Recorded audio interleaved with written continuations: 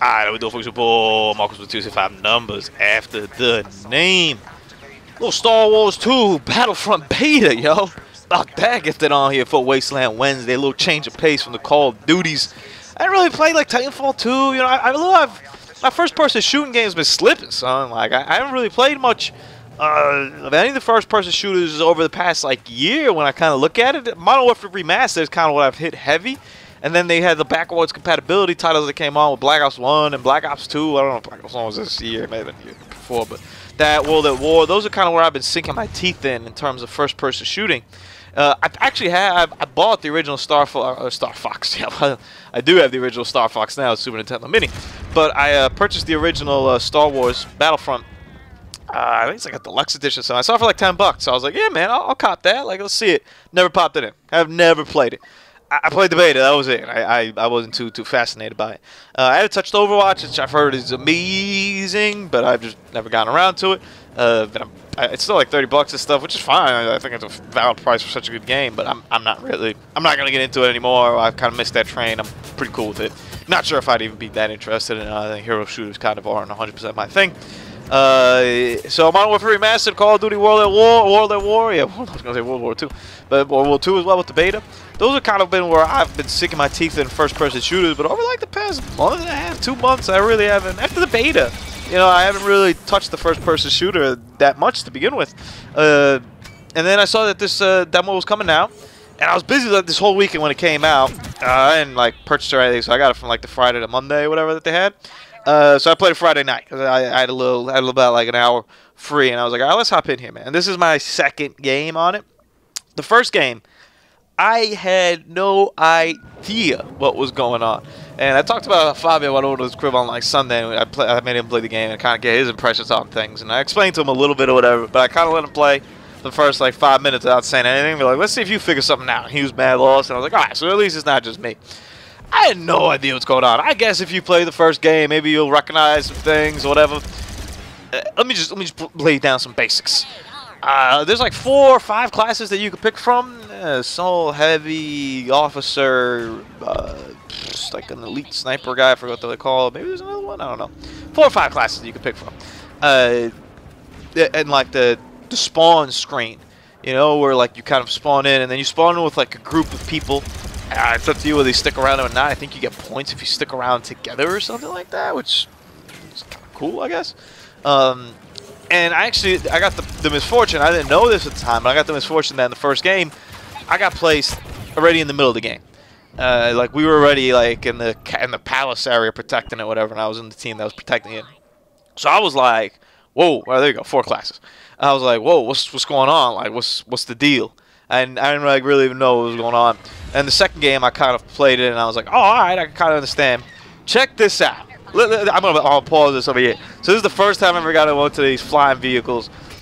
I guess they're really useful, in all fairness. I personally would not recommend them. I'm also not a guru or a savant in this game. If you're looking for high elite footage of how to play this game, you get in the wrong channel, because that's not something that I can show you. I have a good game here, I believe, but this isn't how you should do anything here. So I couldn't get a grasp of how to do anything with those vehicles.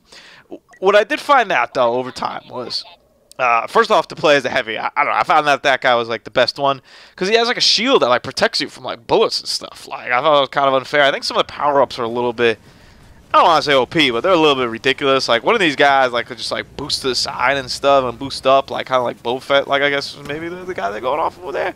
That was a little unfair when we tried to shoot somebody and they're doing all that when everyone else is stuck on the ground. But whatever, I guess you get it out of earning your points throughout the game, which is what I'm going to break it down. So, you get kills and stuff, but you don't get score streaks, you know, or a kill streak or anything like that. What you get is kind of these tickets or these points that you could then turn into spawn in as somebody else. So, in that case, as you saw right there, I had enough points to spawn as a ship. I didn't really know what the ship, like, I didn't know exactly what the hell I was going to do. But I found out, you know, that's what it did, and then I was like, oh, okay, so you can come in as that. Cool. I'm not sure if it's in this game, but one of these games, maybe it's in this game a little bit later. I come in as a turret for a thing, and that was pretty dope. So yeah, you have those abilities that when you get points, or, you know, I don't know what you want to call them, tickets, or you get points for like killing people and doing stuff in the game. that earns you the ability to then come in as something else, respawn as something else, and you know, at the highest point, I think you can come in as like Darth Maul on the enemy, and maybe Skywalker on the other side. I don't know who the hell the other guy is. Is it Darth Maul? Darth Maul? Darth Vader? Darth Maul? Whatever. I was also kind of surprised they're really leaning, I guess, into the prequel stuff for this, maybe because it wasn't in the first one or whatnot. But I thought we were kind of like acting like that didn't happen. But whatever. I guess you have to kind of show you the whole Star Wars experience, right? That's another thing. Just a heads up. I've seen the original 3 Star Wars, and I've seen like one of the prequels or something like that. I haven't seen any of the most recent movies. I'm not a huge Star Wars guy. I get it. It's a thing. I don't really care for it. It's fine to me. But I'm also not Google Gaga over it. Like, I don't think it's the best thing since sliced bread. I think there are movies. That's kind of it. I didn't watch them, though, when they came out. I've watched them literally over the past, maybe, like 2 years. I've seen them. I didn't watch them when they came out, so I don't have that mystique or that nostalgia, which I'm sure plays a big factor into a game like this. So I'm kind of missing that from that angle as well. So I'm really judging this just as a video game, like what it is. You have different classes. Each class has different abilities. This guy, for example, has like a nade and has a shield thing. They kind of recharge over time, even though most times I ended up being dead, I think, before the recharge. But, you know, as long as you play it right, you can come in and use it. You see right there, although, I mean, I ended up popping one of the guys at least. But although I didn't, like, I wasn't going to win that gunfight necessarily. But I put my shield up over there and protected myself. And it kind of just sucks for that dude, right? Like, that's the part where I'm a little bit iffy about the game. Because that just sucks for that dude, because he was doing everything right. They popped me. There was like 4 of them, whatever. I threw on the shield, and they're like, "What the hell?" And then he like died, and you know his boys got me. So I guess he could feel, you know, console in that, you know, and be like, "All right, you know, feel solace in that," you know, where like, "All right, I helped out," but I don't know. I'm not too into that, man. It's one of the reasons I'm looking forward to Call of Duty World War. I hope that or World War II. I hope it is mano y mano. Figure out who's the better guy using this gun. I don't need anything extra. Just, you know, man to man. Let's do this. So here I spawned in as a turret. I put a lot of work, I felt like, with this turret thing. The main objective of this game, and it varies, which I thought was pretty cool. I'm gonna tell you guys some positives now.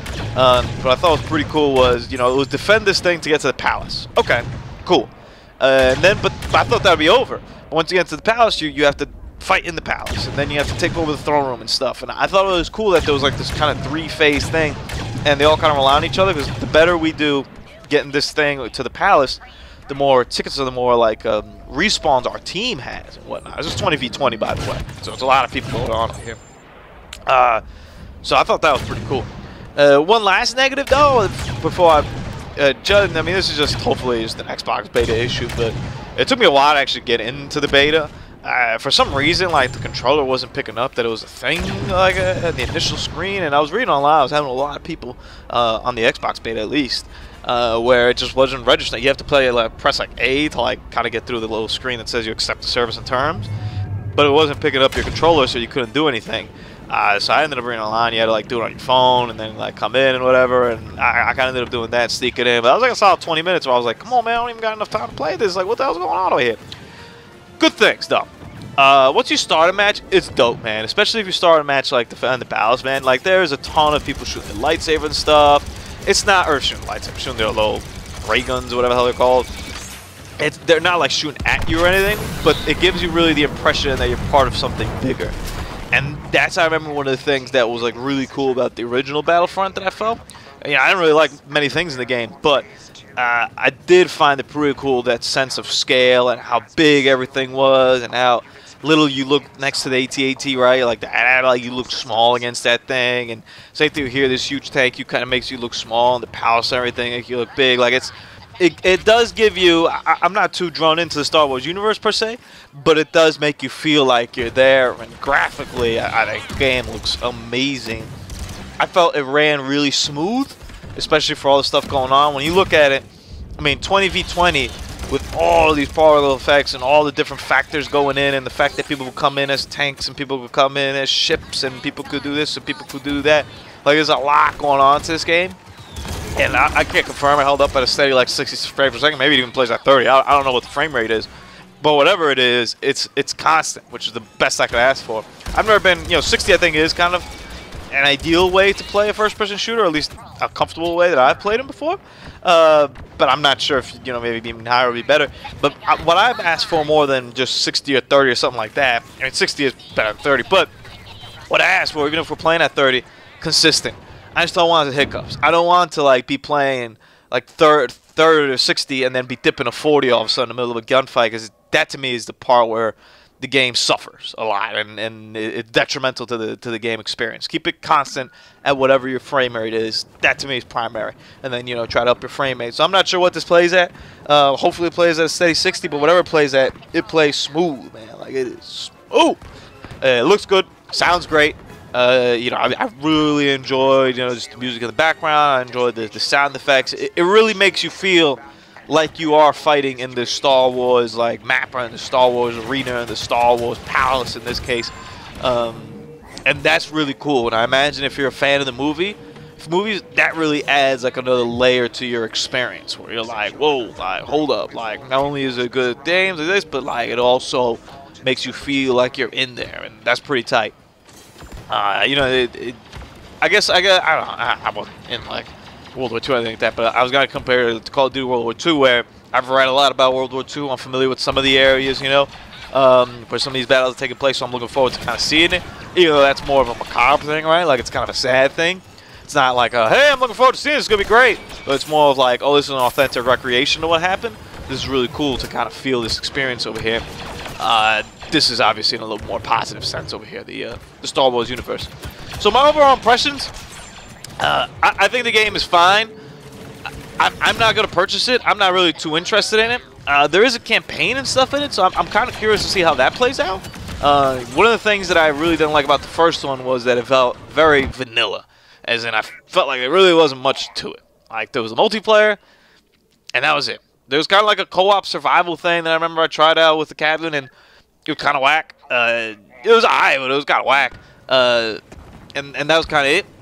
And, you know, then you kind of leveled up in your multiplayer, and you didn't really get too much for that. Like, it seemed like a very just weak experience overall. It's a very soft package, you know. In that sense, kind of like Titanfall felt, right? Like, I think it was kind of at the beginning of this generation, we got a lot of first-person shooters where it was like, hey, we're stripping away all the single player, just give you the multiplayer.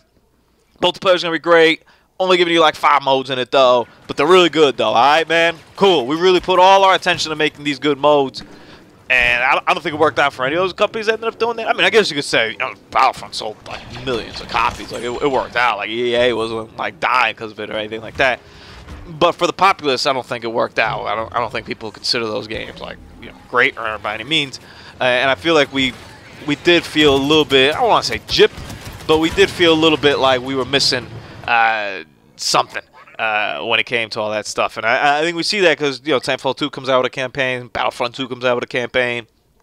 I felt more from the beginning when I heard those stories, it was a lot more of, hey, we're just trying to like save money. What's this game known for? Multiplayer? Cool. Just put out multiplayer. I don't even worry about nothing else. And save like on all other fronts over there. It's still what makes Call of Duty to me the best game year in, year out in terms of value. Because for $60 you get 3 fully fleshed out modes, of which you could literally play 2 of them forever. Alright, like you could play zombies forever if you really like it, and you could play multiplayer forever if you really like it. And you could always go back to campaign if you really feel like it. I personally maybe play once or twice and that's kind of it. But if you're into it, you can keep going back to it. There's nothing wrong with that. So to me, year in and year out, that's the best value. I see where this Battlefront 2 game is kind of trying to do that, right? Because you get a story, you got your co-op kind of campaigns and whatnot, and then you have different game modes. I personally also want to say this: I didn't play anything outside of this. I assume that there was like a hero mode last time. I assume that's probably still coming back. There was like a space battles mode as well, which I know is huge for what this game is trying to bring. People really wanted to be fighting those space battles, so you're going to have that ability as well. I didn't try it, so I can't speak too much about that. My limited experience in terms of flying was what you saw over there earlier, and it didn't end well. But I imagine the space battles I do a little bit better because you're in space, and maybe you don't fall down and like destroy yourself. I don't know. Who knows? And then I think it was kind of more of like a team deathmatch kind of mode. I think it was like a 6-on-6 or 10-on-10 or something like that, like a smaller mode or whatever. That kind of fulfilled the purposes of what a team deathmatch would do. And I'm sure there's more modes that were in the beta and whatnot and all that jazz. And definitely going to be more maps. You know, I don't know if there were any other maps on the beta. I don't think there were, but I only played on this map. I only played also like 3 or 4 matches, but I only played on this map over here. This part of the game, this was probably my least favorite of the 3 phases. I kind of get it, like what's going on, right? We're trying to take over this little palace area thingy, but it felt like a lot of just madness over here and a lot of just luck to a certain extent, because like the enemy team is spawning in there. Like it's not like they're coming in or anything. Like they're literally spawning behind doors and just walking there while we gotta run up there. I imagine if you're playing with a team with like people or whatever, it becomes a little bit easier. You kind of talk and be like, all right, everybody coming through the left, I'm flanking through the right, I'm going through the middle. I really didn't go through the middle much. I think I'm going over here and might get clapped. I remember the game ends or something like that. But I had no success going through the middle. But I had some good runs over there behind pillars and whatnot. But you just kind of take over the area for a certain amount of time. Think of it like a domination, right? You're going to have to cap the flag or whatever. So we had to kind of take over that area. So overall, the impressions, game looks great. Game feels pretty good. A little bit floaty, but I think that's kind of what they're going for. I'm personally not that interested in it. I won't be purchasing it unless something changes.